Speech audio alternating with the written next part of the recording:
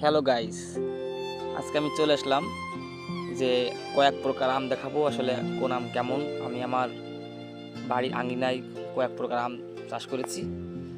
সেই কয়েক প্রকার আম গাছে আপনার আম ধরছে, মোটামুটি খারাপ না। আপনাদের দেখাতে চলেছি যে কি কি আম আমার বাগানে ধরেছে এবং এদের স্বাদ কেমন। এই যে আপনারা দেখতে পাচ্ছেন, এটা হচ্ছে ব্যানানা ম্যাঙ্গো। এই আমটা বিদেশি একটা জাত। এই আমটা ফলন খুবই ভালো এবং এই আমটা খেতে ভালো। আমার প্রথম বছর আমি আম রেখেছি। প্রথম বছর আমার আম মোট 7টা আম গাছে আছে এবং সাইজ ভালো। এর আকার একটা 300 গ্রাম বা 400 গ্রাম, 300 গ্রাম সর্বোচ্চ হবে এরকম মনে হয় মেবি। এই আমটা সবচেয়ে বড়, 300 গ্রাম হবে এরকম, 3টা 4টা কেজি, ঠিক আছে। এবং এর অনেক সুস্বাদু এবং এর আঁটি খুবই পাতলা এবং চামড়াও খুবই পাতলা, বুঝছেন। এই আম গাছটা আপনারা আপনার বাগানে লাগাতে পারেন। আশা করি এই আমটা খুবই ভালো, অনেক ভালো। বন্ধুরা, এরপর দেখতে পাচ্ছেন আমি আরেকটা গাছে আসছি। এই গাছটা আমার 3 বছর বয়স। এবার তেমন একটা বেশি ফলন আসেনি।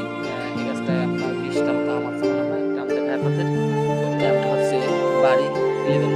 এটা হচ্ছে বাংলাদেশ কৃষি বিজ্ঞানীরা তৈরি করেছেন এবং এটা 12 মাসি, এটা 12 মাস কাল 3বার আম হয় এবং এই আমটা সাইজ প্রায় হাফ কেজি বা 400 গ্রাম মতো একটা হয়।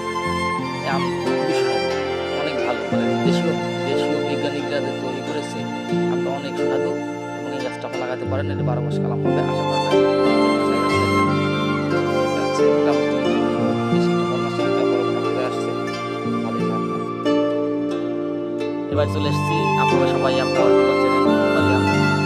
এই গাছটা মোটামুটি ধরছে 20টা মতো একটা আম আছে এই গাছটা। এবার চলে আসছে আমার সবচেয়ে প্রিয় গাছটাকে চলে আসছি, যে গাছটা প্রচুর ফলন ধরছে এবং আমার এই আমটা খুব ভালো লাগে। এটা হচ্ছে লেট ভ্যারাইটিস, মানে সবাই লাস্ট দিকে পাকে, আশ্বিন মাসের দিকে পাকে। এই আমটা হচ্ছে বাড়ি ফোর, এটাও বাংলাদেশের বিজ্ঞানীরা তৈরি করেছে এবং এই আমটা খেতে খুবই সুস্বাদু। এর হাফ কেজি 600 গ্রাম পর্যন্ত দাম হয়।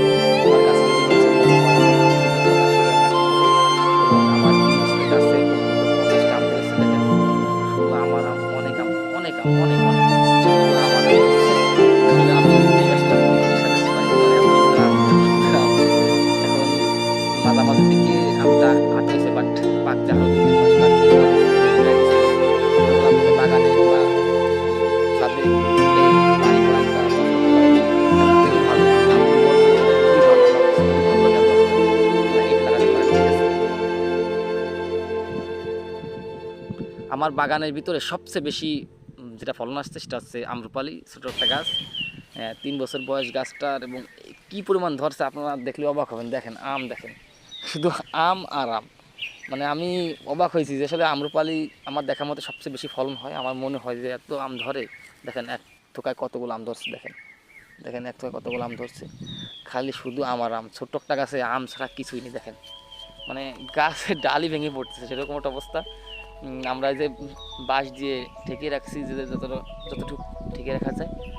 এই গাছে মানে অনেক আম ধরেছে, মনে হয় 3 বছরের গাছে মনে হয় 200 আম বা 100 আম তা তো হবেই। এত ছোট গাছে, এতটা ছোট গাছে এত প্রচুর আম ধরছে, আসলে বলার মতো না। রূপালি আম স্বাদেও ভালো, অনেক স্বাদ। আপনারা তো সবাই রূপালি আম চেনেন। এই রূপালি আম সম্পর্কে আর তেমন কিছু বলতে চাই না আমি। এই আমটা ভালো, এই আমটা তো সারা বাংলাদেশ ব্যাপী চাষ হয়, খুবই ভালো আম। সর্বশেষে যে আমটি দেখাবো আমি, এই আম গাছটা আমার সবচেয়ে প্রিয় আম গাছটা। আমার এই আমটা খেতেও ভালো লাগে, বাট এই গাছে মোটে একটা আম ধরেছে। এই গাছটাও একটু বড়, বাট গাছটা এবার বেশি আপনার ফুল আসছিল, মুকুল আসছিল না। সো একটা আম ধরেছে, আমি সেই আমটা দেখা। এটা হচ্ছে বাংলাদেশের সবচেয়ে ভালো জাতের আম, ল্যাংড়া আম। এটা খুবই সুস্বাদু এবং খুবই নামি দামি একটা আম। এই আম গাছটা আপনারা চাষ করতে পারেন, এটা খেতেও ভালো। এটা মাঝামাঝি দিকে পাকে, আর পাকতে 1-1.5 মাস মধ্যে পাকবে আমটা, মার্কেটে আসবে। আপনারা এই ল্যাংড়া আমটা লাগাতে পারেন। ধন্যবাদ সবাইকে, আর যারা আমার ভিডিওটি দেখবেন তারা অবশ্যই সাবস্ক্রাইব করবেন।